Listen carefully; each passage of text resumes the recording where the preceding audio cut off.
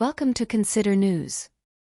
Middle ఈస్ట్లోని భారతీయ సమాజానికి ఒక ముఖ్యమైన మైలురాయిగా నిలిచిన అబుదాబి యొక్క మొదటి హిందూ దేవాలయాన్ని ప్రధాన మంత్రి నరేంద్ర మోడీ ప్రారంభించారు. 27 ఎకరాల్లో విస్తరించి 108 అడుగుల ఎత్తులో ఉన్న బేపియస్ హిందూ ఆలయం ఈ ప్రాంతంలో అతిపెద్దది. 700 కోట్లకు పైగా వ్యయంతో నిర్మించిన ఈ భవనం భారత్, యునైటెడ్ అరబ్ ఎమిరేట్స్ మధ్య బంధం మరింత బలపడింది.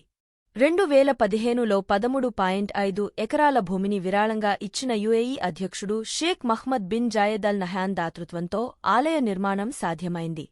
బీఏపీఎస్ నిర్మించిన ఈ ఆలయం అల్ రహ్బా సమీపంలోని అబు మృఖాలో ఉంది.